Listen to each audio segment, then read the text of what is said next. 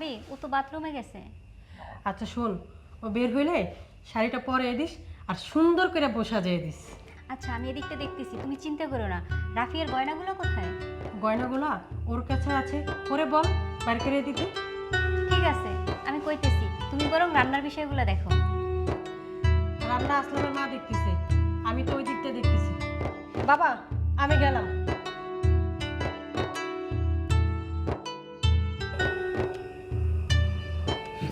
এখন আল্লাহ আল্লাহ করে সব কিছু ঠিক মতো হয়ে গেলেই হয়। সব কিছু তো রেডি। আর ঘরের পোলাই তো মামুন মানে ঘরের পোলা। আসসালামু আলাইকুম। ওয়ালাইকুম আসসালাম। তাহলে বিয়ের কাজ শুরু করি। আরে বিয়ার কাজ পরে শুরু করেন, আগে মিষ্টি মুখ করেন। এই রাফিয়া যাও শরবত নিয়ে এসো। যাচ্ছি কারণ আরে ভাই রাত হয়ে যাচ্ছে, খাওয়া দাওয়ার কোনো সময় আছে না ভাই। হ্যাঁ তা তো আছে।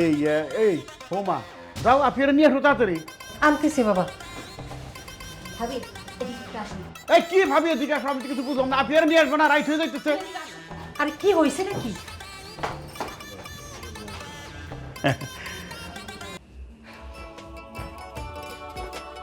তাড়াহুড়া করেন না, বুঝলেন, হয়ে যাবে না। বিয়ে শাদীর ব্যাপার না, একটু তো বাবা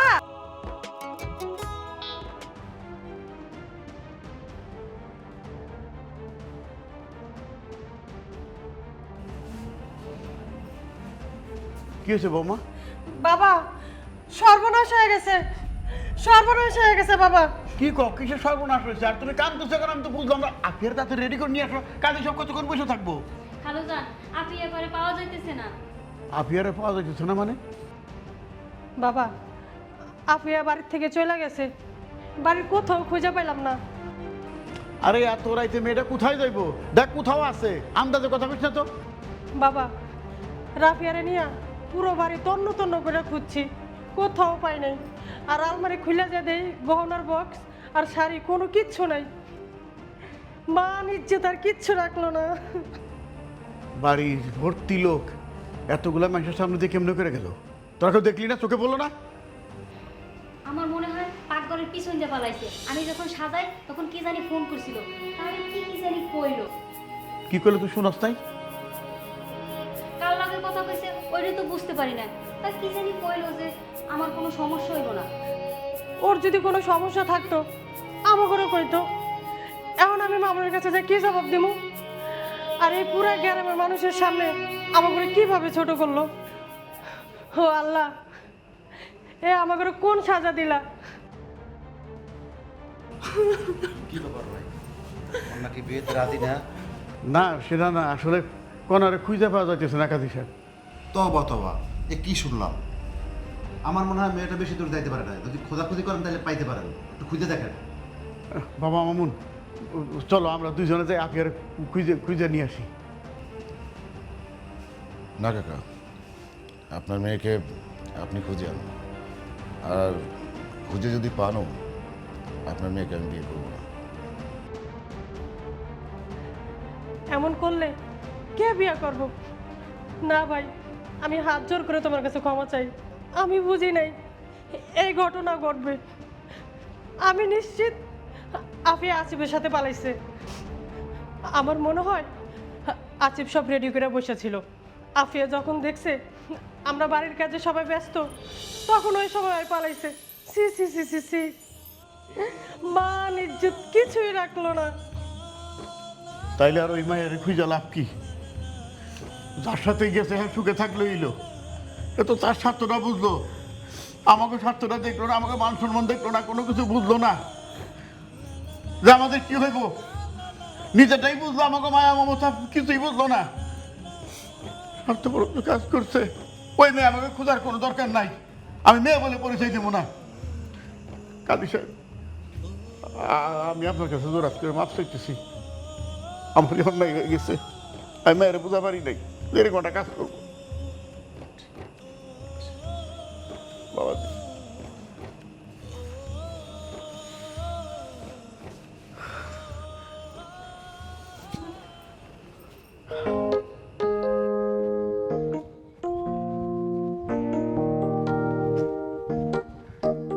চাচা আসসালামু আলাইকুম। ওয়ালাইকুম আসসালাম। শরীরটা ভালো তো চাচা? আছি, কোনরকম বাইসে আছি। থাকবেন কেমনে করে? ভালো থাকবেন কেমনে?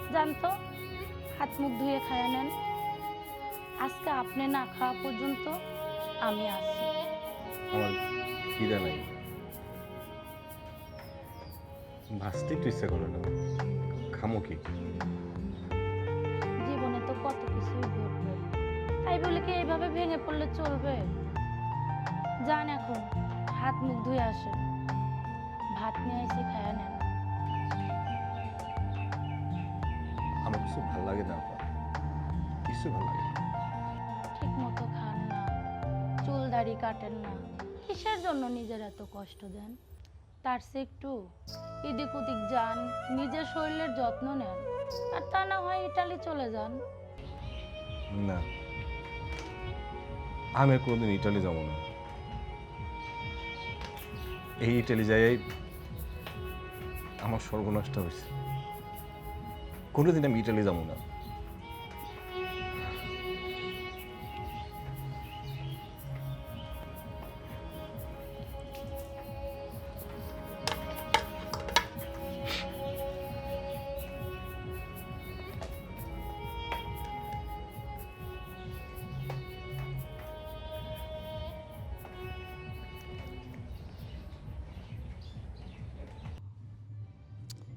আজকে দোকানটা দেরি হয়ে গেল খুলতে।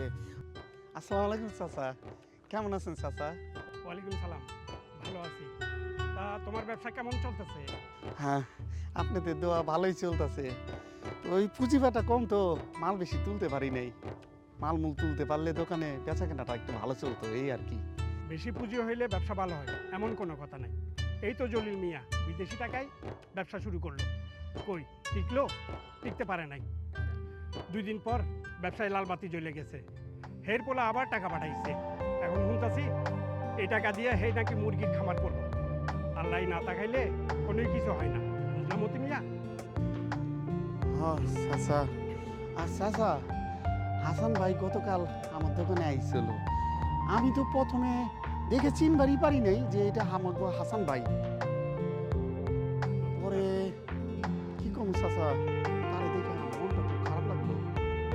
কি মানুষ, কি হয়ে গেল। আমারে কইলো 1 কাপ চা দিতে, আমি দিলাম। বান্ধে 1 ফোঁটা চায় চুমুকও দিল না। হাসান মিয়ার লগে আজকে আমারও দেখা হয়েছিল। তুমি ঠিকই কইছো, তার অবস্থা খুবই খারাপ। হাসান বউটারে খুব ভালোবাসে, মিয়া যে এইভাবে ওরে ঠকাইবো এটা ও কোনোভাবেই মাইনে নিতে পারতেছে না। আচ্ছা চাচা, আপনার একটা কথা কমু, বিয়ে তো আপনিই দিছিলেন। পরে মতি, ওর বিয়েটা আমিই দিয়েছিলাম। ওর কপালে যে এটা আছে এটা আমি আগে বুঝতে পারিনি। হাসানের জন্য আমার খুব খারাপ লাগে। চাচা, আপনার একটা কথা কইবা চাইছিলাম, যদি আপনি একটা অভয় দেন। কি কথা বলে ফেলো। এই মানে বলতে চাইছিলাম, একটা নতুন করে বিয়ে করাইয়া দেন। নতুন বউ যখন ঘরে আইব, পুরান বউয়ের কথা চিন্তা ভাবনা সব ভুলে যাইব। বুঝছি, কাছাকাছি কোনো গ্রাম বা কোনো বাড়ির মেয়ের লোকে বিয়ে দেওয়া যাবে না। বিয়ে দিলে আপনি আর লইয়া কথা টানটানি হইব। বিয়ে দিতে হইব দূরের কোনো গ্রামে বা অন্য কোনো জেলায়। আপনি যদি চান, আপনার একটা সাহায্য করবার পারি।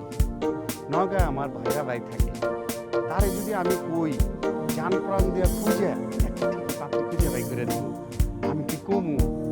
কও, কথা কও, কথা কইতে তো অসুবিধা নেই।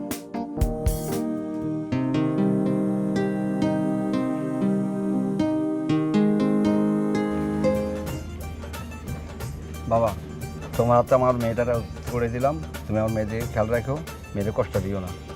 আপনি চিন্তা করবেন না চাচা, হাসান খুবই ভালো পোলা। আপনার মাইয়ারে সুখ শান্তিতে রাখবো। বাকিটা আল্লাহ পাক ভালো জানে।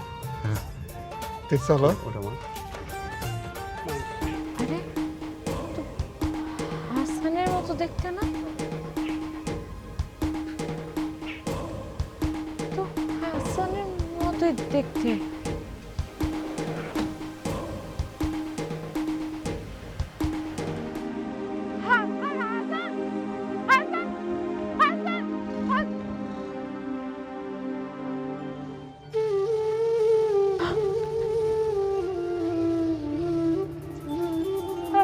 হাসান, আমার হাসান,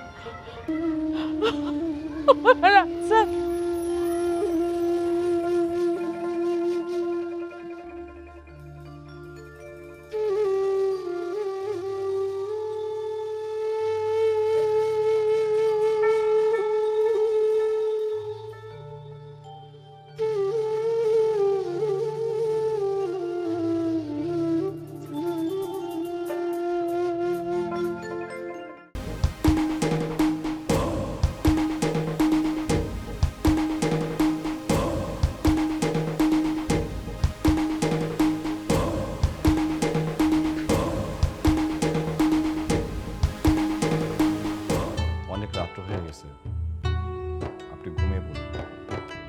আপনি ঘুমাবেন? আমার ঘুমাইতেছে না, আমি একটু বাইরে গিয়ে বসি। আচ্ছা, আপনি কি আমার উপর কোনো কারণে বিরক্ত? না না, আপনার উপর কেন বিরক্ত হব? আমি তো বিরক্ত আমার উপরে। দেখুন, আপনি আমার নিয়ে কোনো চিন্তা করবেন না। আমি কথা দিতেছি, এখানে থাকতে আপনার কোনো কষ্ট হইব না। আপনি বরং ঘুমায় পড়ুন, আমি একটু বাইরে যাই। আপনি কি দাঁড়াবেন?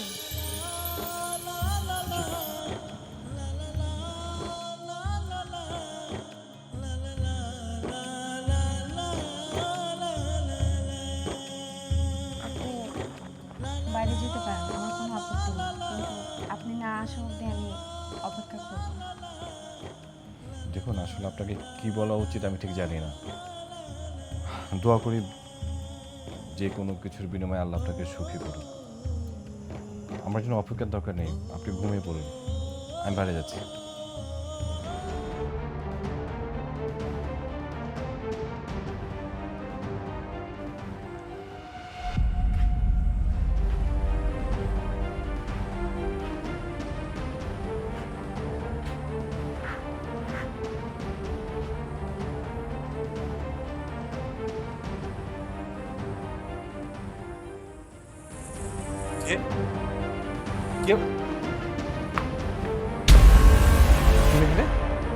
কেন আইসো?